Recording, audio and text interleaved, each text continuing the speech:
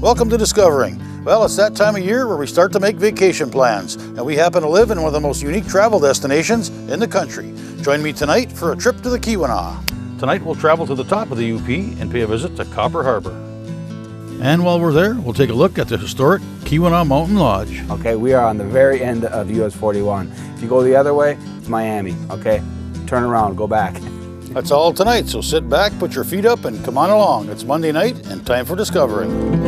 The secret streams that flow beneath the cliffs of colored stone.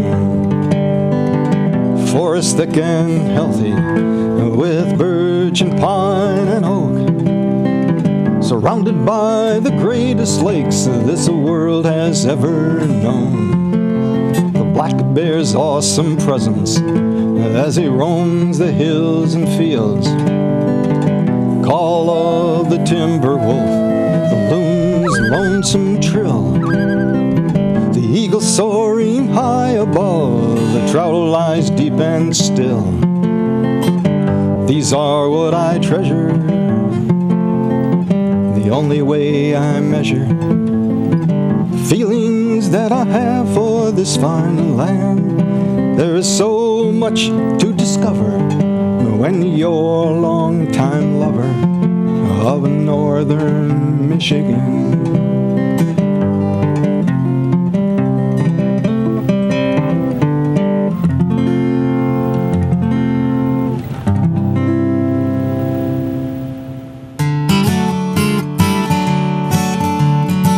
Well, spring is finally here in the UP, and that means summer is not far off. Most of us are already making plans for camping, sightseeing, or that big trip of the year. Make sure you don't overlook your own backyard. Hunting, fishing, camping, hiking, biking, skiing, waterfalls, lighthouses, spectacular lakeshore, shipwrecks, and so much more. The Upper Peninsula is a vacationer's paradise. It's hard to talk about travel destinations in the UP without mentioning the KEWEENAW. Tonight we'll travel to the very end of the peninsula and take a closer look at Copper Harbor. And a great place to start is with the KEWEENAW Adventure Company. Well, we're a guide and outfitter. We specialize in sea kayak adventures around the KEWEENAW Peninsula, also Isle Royale National Park, as well as operate a bike shop. Mountain biking is really big up here, and that's kind of our primary focus. Now, we're recognized on the national level. The International Mountain Bicycling Association, IMBA is our acronym, has designated us as a silver level ride center.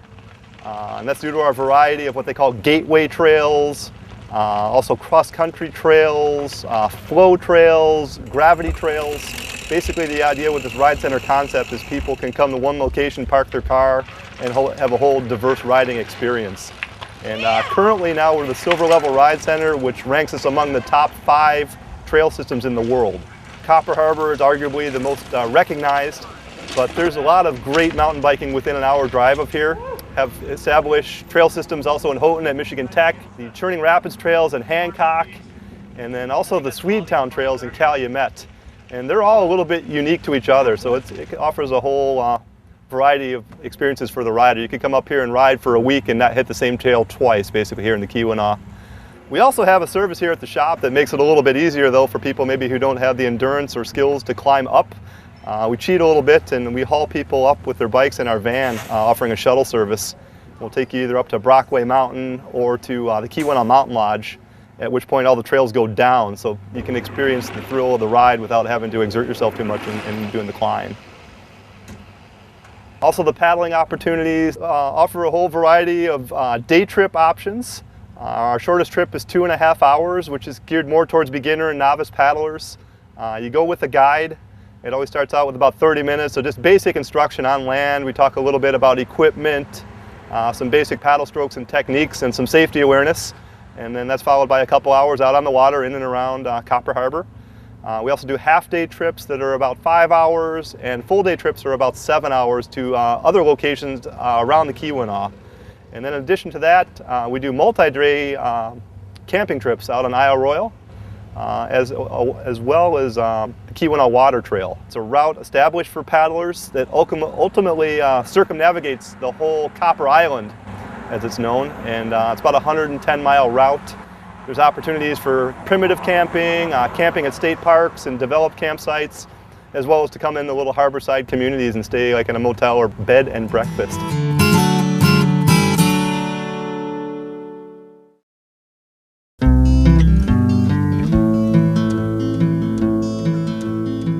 Now that we've pedaled and paddled our way around Copper Harbor, it's time to set off on foot and take a look at a few of the many attractions the area has to offer. For that, we'll meet up with backcountry guide Charlie Eschbach.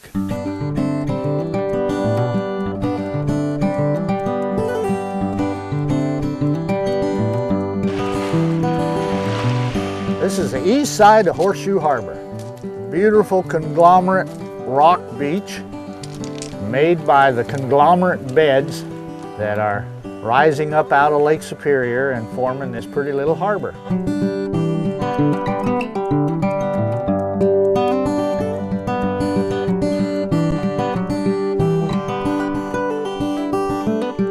People come and hire me for the day and say, well, we really don't know what we want to do, where we want to go, we're strangers to KEWEENAW. Then I say, what are you interested in? You interested in learning some geology? You want to look at some rare plants? You want to go see a beautiful sand beach and learn about how it got there? So there's all kinds of stuff that you can, there's such a variety here.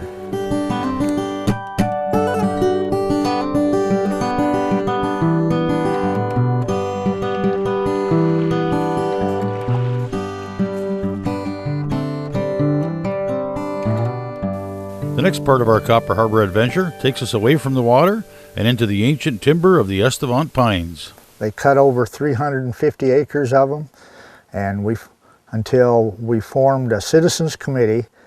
This was in 1971, and we petitioned the company that owned them then, Universal Oil Products, and started talking with them about, let's save a piece of this old woods. And it took us 3 years. We raised $57,000 and we purchased 200 acres, and that was the start of the Estevan pines.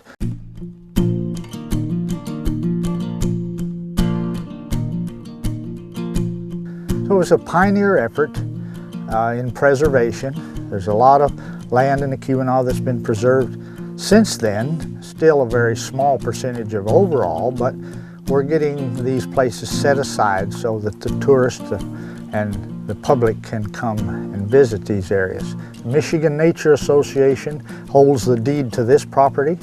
It'll always be a wilderness sanctuary and managed as a wilderness sanctuary. It's a great piece of our heritage that we've preserved here. We bring a lot of school kids in here. Pine covered a lot of Michigan, lower Michigan, a lot of the eastern end of the UP, Seney area. All that pine was cut in a pretty short period of time. So it's good that we saved a piece like this. Even though it's not a pure stand, you can still come and see these big old monarchs. So it's a neat place. It's the second most visited tourist attraction in Copper Harbor now. There's a cookie that we cut off of a big wind thrown tree. And we counted all the rings, and then we put points in history that happened when this tree was growing. And the one that's at the entrance to the sanctuary and in the kiosk there, one of the first events while the tree was just a small sapling was the discovering of America by Columbus. So that really helps the kids, well, it helps all of us to put this old forest into perspective. Okay, this is the oldest living thing growing in the UP. So we need to treasure it. It's really a jewel of the UP, and particularly a jewel of the KEWEENAW.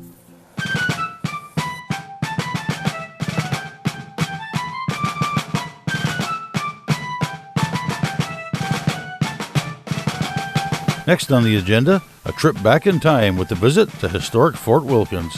This is the Fort Wilkins Historic Complex, part of the Fort Wilkins State Park. The old fort was established here when the mining first started in the 1840s, and then it was discontinued during the Civil War, and they came back. So it's had quite a long life, and then it was run down for years and years and just stood vacant. And then the state came in and started putting it back together. And through the years, they've had archaeologists here trying to figure out exactly how it was to live in a fort way up here in the middle of nowhere. And so it's been quite a process through the years to see them restore this, and not only restore the buildings to an integrity where we can go in them and visit them, but then to interpret them. So the officers' quarters down there at the end are furnished just like the officers. They know the officers' names, how many children they had, and everything about them, so that they furnished the place just like it was then. And so with all the archaeological work that's been done and all of the research and figuring out who was here when, they've put it all back together beautifully. So when you come and visit it during the summer, there are interpreters here who act out various positions, from officers to sergeants to even the laundry person. And so you can really come back and get an idea of what it was like to live at Fort Wilkins in the 1860s, or late 1860s, early 1870s was the last time it was occupied. So it's a great place to visit. The historic complex is also the Copper Harbor Lighthouse, which there's a nice tour boat takes you out there, and you get to walk around and see the lighthouse. So it's a great historic complex, the #1 attraction in Copper Harbor.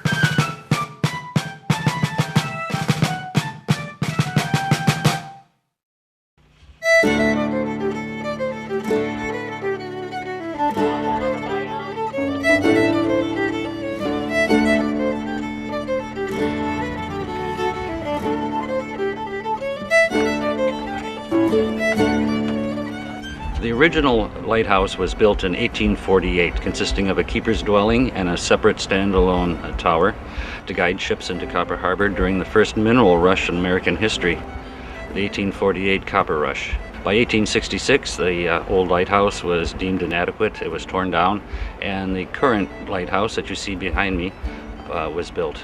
The keeper then moved from the original dwelling up into the new lighthouse, and its light was exhibited in 1866.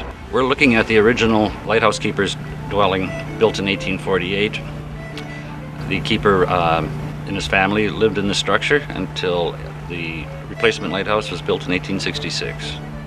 In 1933, as a WPA project, the light was removed from the tower and placed on the steel tower that you see behind me, where it remains today, an active aid to navigation. Copper Harbor is proud to be a designated U.S. Coast Guard harbor of refuge, so the light remains active.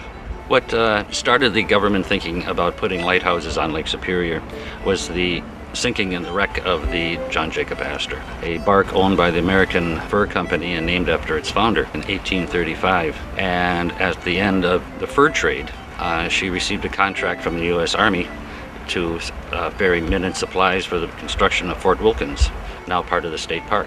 A storm came up, she slipped her anchor and was dashed to pieces on the point of land now bearing that name, Astor Point.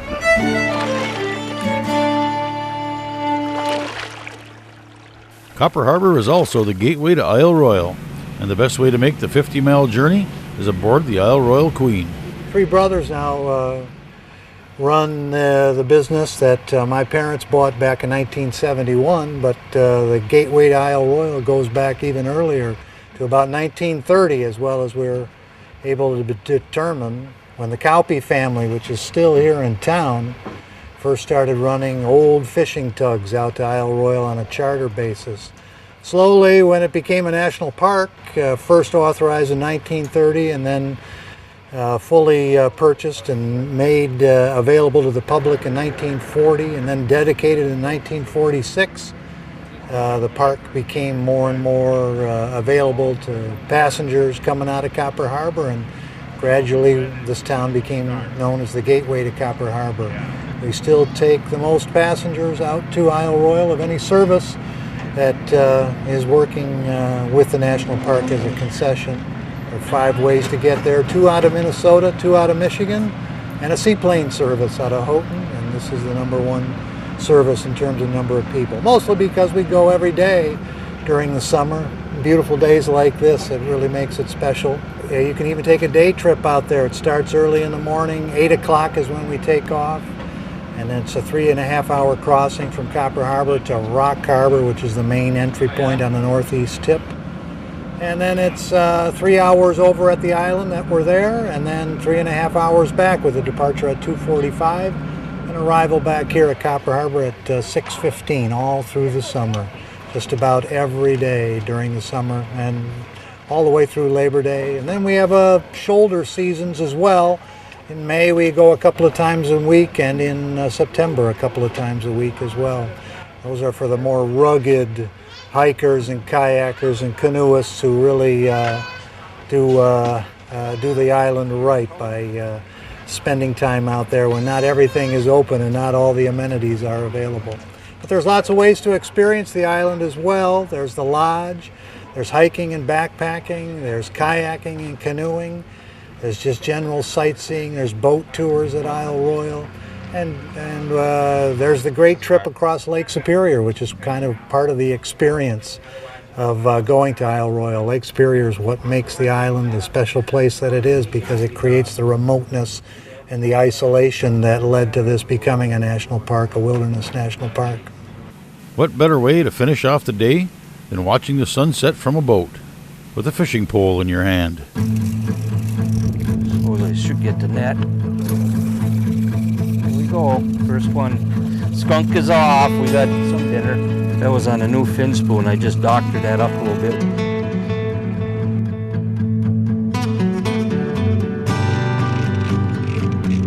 Holy moly.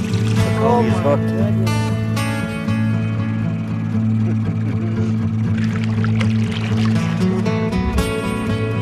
It's pretty. These fish are just, they're scattered all over here. We're out here, Patty and I are fishing here and just out of Copper Harbor, and we're anywhere from 120 down to 200 foot, and we have just 2 downriggers down and sliders off the mono and 2 dipsies out. The fish came off the cannonball bait on the fin spoons. There you go, perfect. My fishing partner right here. There we go. Awesome.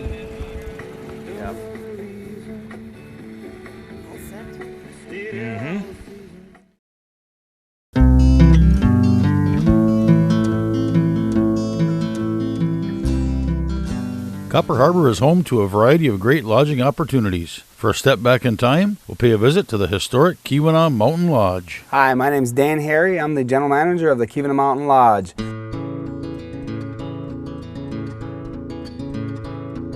The history of the Mountain Lodge was began in the later part of 1932, when the Great Depression started up here and the copper mining ended. There was thousands of copper miners with no jobs. Ocha Potter approached the federal government for a work program and had this vision of building a golf course out in Keweenaw County at the tip of Keweenaw Peninsula. Bent the right ears and got the funding to build the property, and the property is pretty much as it was in 1934, just with the addition of some telecommunications stuff, but the cabins are as they were. One of the real dramatic things about KEWEENAW Mountain Lodge is when you pull up is the size, the massive lodge that we have. And as you pull in the parking lot, you'll see that you'll overlook Brockway Mountain, and Brockway Mountain is one of the U.S. top destination drives for color season. So if you're taking a drive for color season, there's no better drive than the Brockway Mountain Drive. It is world renowned for its peak colors, which is the 3rd week in September to the 1st week in October.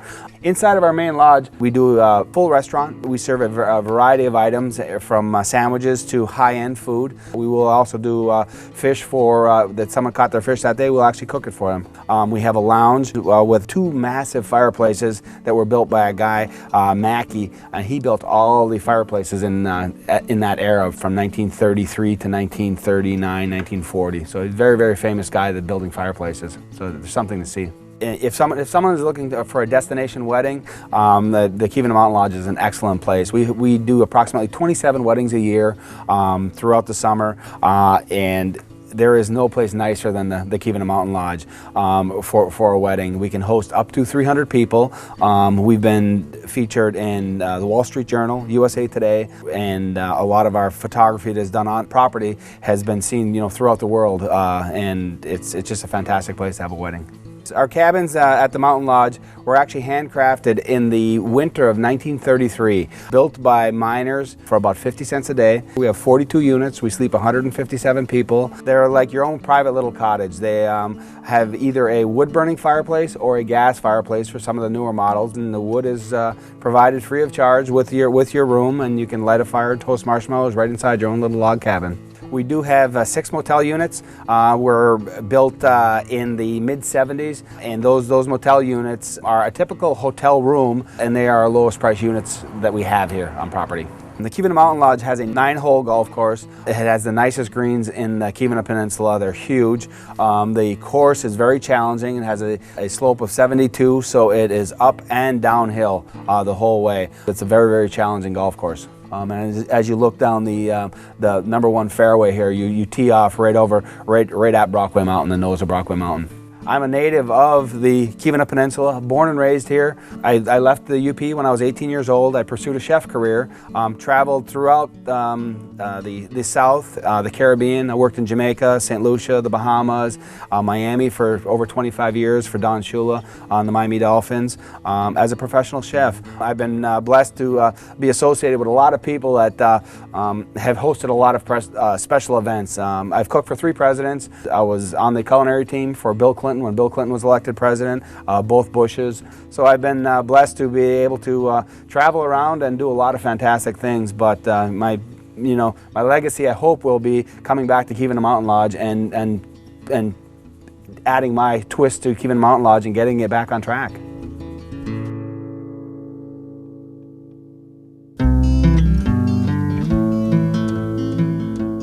From the shores of Lake Superior to the top of Brockway Mountain, Copper Harbor is a UP gem and a destination you really need to add to your summer plans. Well, that's it for this week. Hope you enjoyed watching. We'll see you next week right here on Discovering.